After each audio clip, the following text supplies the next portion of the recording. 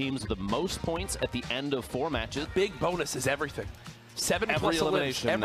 Right, the clubs keep on going. Awesome, awesome. Oh. The setup is incredible that they're sitting at. It's similar to the previous ones too, so it doesn't, you know, the feeling doesn't change from competition to competition. Yep. Which I think gives competitive players an opportunity to really dig in. But Jack, it's time for game 1. It's time for game 1, brother. Let's get into it, baby. These stacked lobbies, they're all good to go. We are live from TwitchCon. Game 1, Heat 1. Who will rise to the occasion and potentially have their lives changed this weekend with an incredible placing? Again, life-changing amount of money on the line with the amount of the hundreds and hundreds of thousands of viewers online that'll tune in throughout the weekend. The recognition you can get. We talked about Morgos from back at PAX. Comes in a no-name now. Obviously, widely respected, one of the winningest players in Fortnite history in regards to prize money, but here we go. I'll look at everyone dropping on in. And again, this weekend, players playing on both mouse and keyboards. Some elected to go with, you know, controllers, which we'll talk about. Some big names out there, both, you know, Xbox and PS4 represented. Now, we've seen in the past, regardless of what play setup they're utilizing, it has not really diminished the performance. Nick Merckx and Aiden at PAX West put on an excellent show, both controller players. Yep. Now, out here, this little set of buildings, this is a pretty common drop for Tfue and Cloak. Oh, yeah. A ton of loot concentrated in one area, not often contested. I think most likely because players understand Tfue is going to be here every single time. Absolutely. This is his go-to spot, and I wouldn't want to contest it either.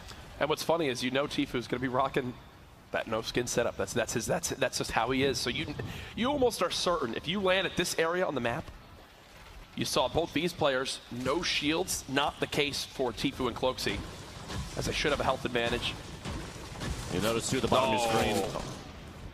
S down to 10 HP, backing out. Opportunity gets the knock-on chaos, the AR shots. Excellent. Just there. like that. Capitalizing, I mean, this is their drop zone, which is why Cookie, I think, is taking the opportunity to push over a little bit to the left. They're focusing on just one player because Novi is up there now pushing in towards the tennis courts, but they're so distant from each other that if one knockdown happens, you can almost guarantee that's going to be elimination. And again, you can see how scrappy the loot is at the start of these games. Still 92 players remaining as well. Noobtra, the big 60 tag, and that should be the note to just go for Novi as they're going to begin to push on forward. You see immediately the opposing player, that's Cookie Monster, has to fall back and try to protect Vic Vicious as she's just stuck down in the box. Cookie Monster now surrounded. Vic Vicious, one shot as well. Doesn't look like a good ending here. And tough spot to be there. The kind of the split turned into an opportunity to take advantage of you know, that low HP situation. Like you said, as soon as the 60 tag came out, teammate called it out. Now it's time to push because you know that is almost a guaranteed knockdown. 100%. And now with the first zone beginning to close, it's all so low. The FPS is left. So now Kayun might be able to just run out unscathed. It looks like he has actually no idea. To gatekeep right now. Oh, this is brilliant. This is brilliant. Hello, Fred. There's the shots. Only connects twice. There's still a chance here for Kayun. That's a huge tag for 46 damage. The zone now there as well. It's only ticking for 1. Look at the material count, though, Lupo. Down to just 27 metal, 14 brick, a well-placed floor, 12 HP. The elimination. The FPS will live to see another day. Closer towards retail row for now, and here's our scoreboard. So Noobtra and Novi, the only team thus far with 3 eliminations between the two of them, which is 1 point. So they're in an excellent position right now. Both carrying at least a bit of shield. Maybe not at the state where they feel comfortable taking an engagement. Not looking like Cloak and Tfue. 2 eliminations there, full health, full shield, just on the spot. Each game, it winds up $10,000 on the line between these zones.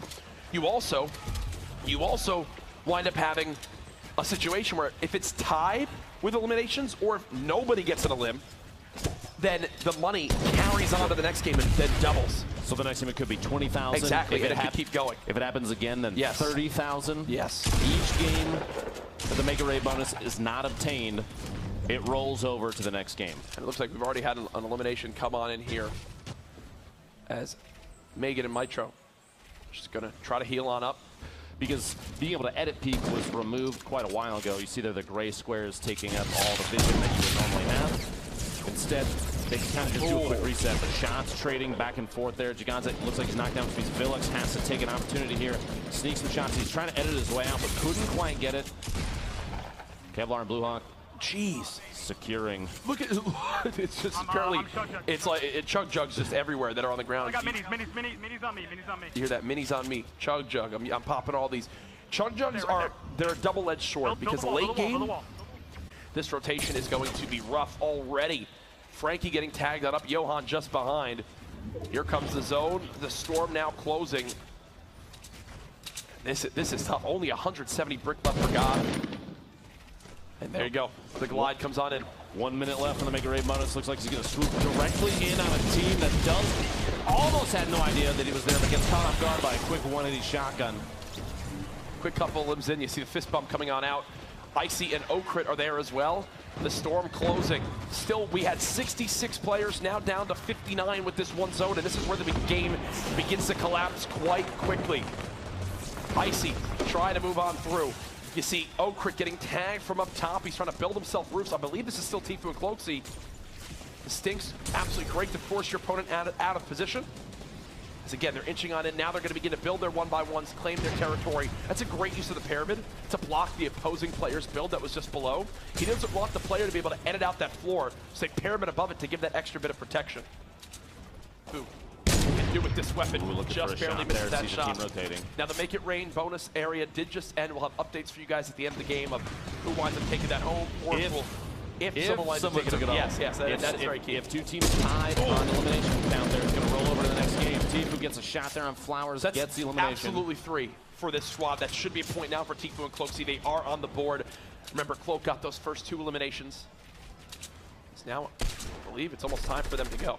Now that heavy sniper is more than just a utility for getting eliminations at range. You'll see if we get to the late game and Tfue is built up directly next to someone, they'll use it as a breaching tool too, because it will one-shot any surface that a player builds up. Now, there's that Cloak, the Tfue and Cloak can go for the deploy on the glider there, try and get immediate height advantage of the team underneath.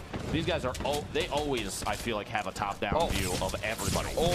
But big this shots time, on Tfue. He just got rocked right there. Gonna go ahead and pop these minis and the slurp. In the past, they could just, Tfue and Cloak, if they feel like they're going to get shot down, maybe somebody's going to get the height advantage on them, they could just jump off and glide away. Yep. This is that high ground. Actually, Tfue and Cloak are split. They have Okrit is stacked between them in the tower that they're in. I'm assuming Crit's teammate is down below at the very bottom. But see, Cloak still has a rift to go, so I'm wondering if they use the rift to go right now to get, easy rotations. It looks like they're going to try to farm a limbs right here. Some great tags, players beginning to glide. Everyone now soaring through the air as it's an all-out race for this next zone. Waiting, dropping down right at the perfect time. Now Cloaksy on the ground, looks to try to claim one area as his own. This is where the lobbies begin to drop quick. Take a look at that player number on the right side of your screen. Still 30 seconds on this rotation. Nice now down, Ashton now down. You see Bartonologist has been eliminated. The lobby beginning to drop like flies as everyone has begun an all-out assault, Lupo, and this is honestly how you expect it to go. Now the zone, the travel distance in the zone was so far that no one had an opportunity to drop straight into the next safe zone and build up.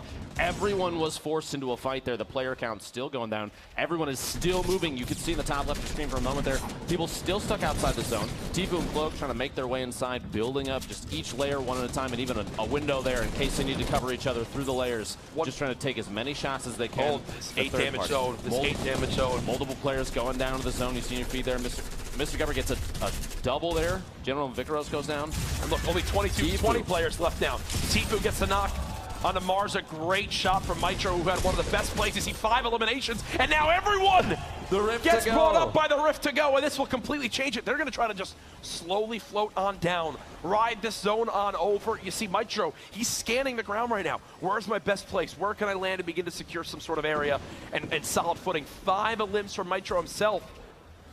The only risk right now with a slow drop is if players down there secure a little box for themselves and look up, they can take shots on a lot of these players that are just floating in. Cloak and Tfue landing on top of each other. And that's that beautiful communication. Think of that call out, right? Like, look at all the little builds there are. They know exactly which box they want to land on in. 16 players left. We're now moving towards when the bonus points come in for those top placings. Remember, 4th and 5th place, you get a point. 2nd or 3rd, you get 2 points. First, the victory royale, 3 points. Everyone has that on their mind. 12 players remaining. Cloaksy now knocked. Tfue with a quick shot of a heavy. Will look for the elimination himself. Will he be able to save Cloak? I just don't believe so with the zone moving on in. It's all down to Tfue. He's building on up. 7 players left. I believe he has the high ground for the moment. And it just seems like, Lupo, he is always in these positions. This is a position we've seen him in so many times the past through 4 left. Fall skirmish, summer skirmish. This is, and there you go, using that heavy snipe as a way to breach through surfaces. It's a 1v1v1. It's a 1v1v1, and Tfue still has the high ground. You cannot make this up. This has all the signs of a Tfue and Cloaksy Game 1 victory here. Oh, I thought he was about to fall on down, but no, doesn't seem the case. Remember, all these players still left have each earned 2 points automatically for their top 3 placing.